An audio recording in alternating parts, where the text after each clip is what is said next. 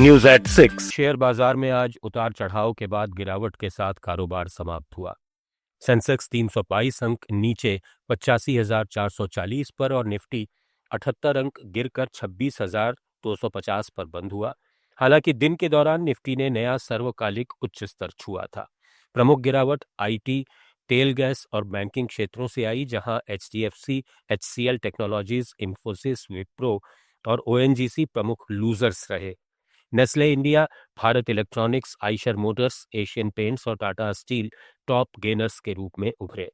विशेषज्ञों का मानना है कि वैश्विक अनिश्चितताएं और लाभ बुकिंग के कारण बाजार पर दबाव बढ़ा है। भारत में आज सोने और चांदी की कीमतों में फिर तेजी दर्ज की गई। India Boolean and jewellers association के अनुसार 24 कैरेट सोने का भाव 939 रुपये बढ़कर 1,35,721 रुपये प्रति 10 ग्राम हो गया, जबकि 1 किलोग्राम चांदी 2,225 रुपये महंगी होकर 2,36,775 रुपये पर पहुंच गई। वैश्विक अनिश्चितताओं, केंद्रीय बैंकों की खरीदारी और औद्योगिक मांग के कारण 2025 में सोना 75% और चांदी 167% तक महंगी हुई थी। विशेषज्ञों का अनुमान है कि आने वाले महीनों में सोना 1.5 लाख और चांदी 2.25 लाख रुपए तक पहुंच सकती है। हालांकि स्थानीय बाजारों में जीएसटी और मेकिंग चार्ज अलग से जोड़े जाते हैं। Let's make news at 6। कर्मचारी भविष्य निधि संगठन यानी ईपीएफओ ने पीएफ निकासी के नियमों में बड़ा बदलाव किया है। इससे ऑनलाइन निकासी अब और आसान हो गई है। पहले 13 अलग अलग श्रेणियों में बटी आंशिक निकासी अब केवल 3 मुख्य श्रेणियों, अनिवार्य आवश्यकताएं जैसे चिकित्सा, शिक्षा और विवाह, आवास संबंधी जरूरतें जैसे घर खरीदना या लोन चुकाना, और विशेष परिस्थितियां जैसे कारोबारी या अन्य इमरजेंसी में सीमित कर दी गई हैं।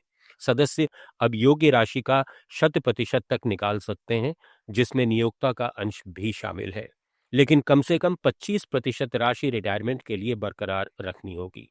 रिटायरमेंट, स्थायी अक्षमता या विदेश प्रवास पर पूरी निकासी संभव है, जबकि 5 साल सेवा के बाद निकासी टैक्स फ्री होती है। इन बदलावों से सुविधा बढ़ेगी और दावों की प्रक्रिया सरल बनेगी।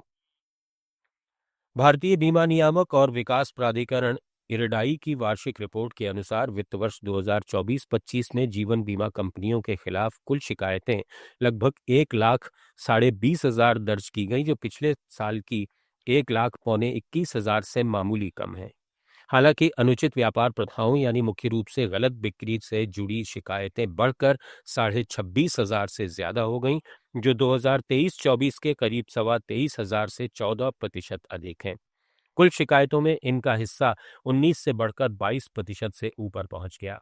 इरडाई ने गलत बिक्री को गंभीर समस्या बताते हुए कंपनियों से मूल कारणों की गहन जांच करने और उत्पाद उपयुक्तता सुनिश्चित करने को कहा है, क्योंकि पॉलिसी लैप्स बढ़ रहे हैं।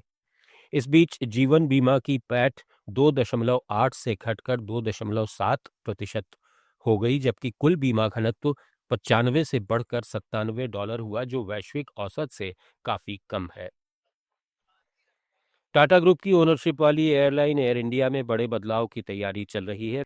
रिपोर्ट्स के मुताबिक एयर इंडिया के मौजूदा सीईओ और एमडी कैंपबेल विल्सन को हटाया जा सकता है। टाटा सन्स के चेयरमैन एन चंद्रशेखरन नए सीईओ की तलाश में हैं, जो एयरलाइन की ग्लोबल पहुंच को मजबूत कर सके और गिरती कस्टमर सर्विस को सुधार सके। विल्सन का कार्यकाल चुनौतियों से भरा रहा है, जिसमें पेशाब कांड, टूटी सीटें और खराब केबिन जैसी घटनाएं शामिल हैं। न्यूजीलैंड के कैम्पबेल विल्सन जून 2022 से एयरलाइन से जुड़े थे और उनके समय में 470 नए विमानों का ऑर्डर दिया गया। एयर इंडिया और विस्तारा के हालिया मर्जर के बाद टाटा ग्रुप संचालन को और प्रोफेशनल और स्मूथ बनाना चाहता है। ग्रुप अब किसी अनुभवी लीडर को बाहर से लाने पर विचार कर रहा है, जो भारतीय मार्केट और इंटरनेशनल एविएशन सेक्टर में अनुभव रखता हो। नए सीईओ के सामने सबसे बड़ी चुनौती पुरानी फ्लीट सुधारना, वर्क कल्चर को टाटा स्टैंडर्ड्स के अनुसार ढालना और अंतर्राष्ट्रीय रूट्स पर बड़ी एयरलाइन से मुकाबला करना होगा। साल 2026 का पहला आईपीओ बीसीसीएल के साथ आने वाला है। कोल इंडिया की सहायक company Bharat coking coal limited ने अपने आईपीओ के लिए 21 रुपए से 23 रुपए प्रति शेयर का प्राइस बैंड तय किया है। ये 1,071 करोड़ का इशू पूरी तरह से ऑफर फॉर सेल के तहत होगा। न्यूज एट 6 में फिलहाल इतना ही।